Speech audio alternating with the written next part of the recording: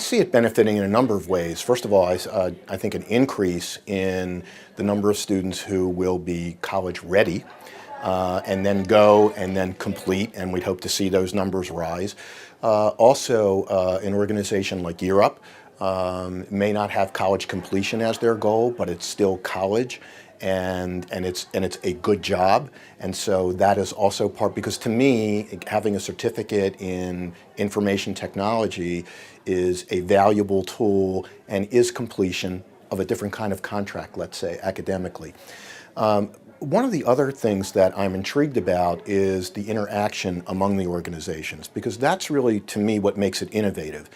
When I first heard about this initiative, part of the discussion was, well, we could fund 6 organizations independently, but by bringing them together, looking at best practices, and also seeing how they can interact together in ways greater than before by referring back and forth.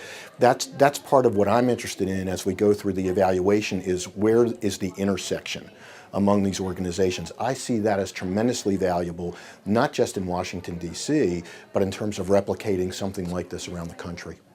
You asked about the importance of college completion. And I think and the need for students to go to increasing numbers to go to college and complete. First of all, if you look at the job market and the requirements of most of the jobs that we're looking at over the next 20 years require at least a 2-year degree, if not a 4-year degree. So we're really talking about moving up the economic ladder. We're also talking about competitiveness as a country. And we also know that as one looks at salaries, for example, someone with an AA degree over the course of their career will probably make $500,000 more than someone who graduated from high school. Someone who graduates from college and has a 4-year degree is likely to make $1 million more over their career.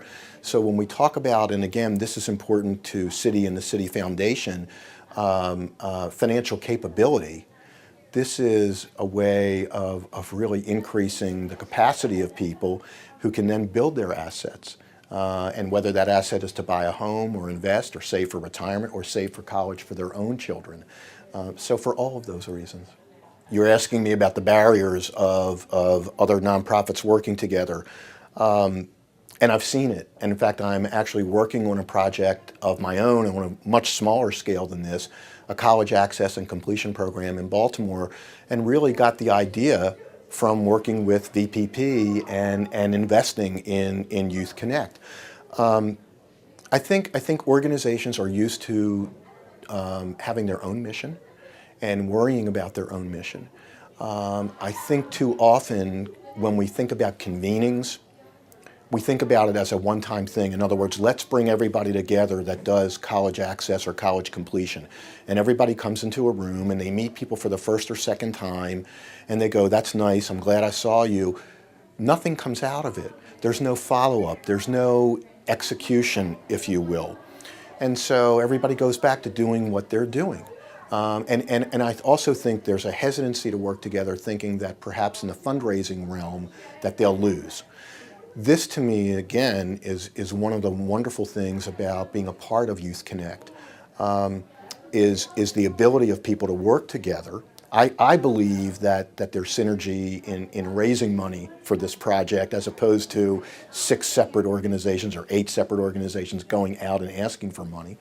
But also, I'm hoping that we're going to show that by working together, the outcomes are going to be greater than any of the individual organizations. And when you can start showing that to other communities, and when you can show it to other funders, whether they be community foundations or other collaborations like this, I think we're onto something. This to me is, again, the innovative part and really what excites me about this. Funders need to work together better. My experience prior to coming to Citi Community Relations, or Community Development, where I've been now for almost 3 years, was as a fundraising professional in higher education. I was the Vice President for Institutional Advancement at 2 institutions.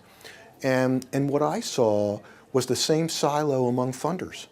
Very seldom. I mean, we all want to have our own portfolios but if you're funding something that's innovative, again, to me, you gain by having partners because you can do something in a more of a critical mass. So the same issue applies to funders. We don't want to say that, but that applies to the organizations.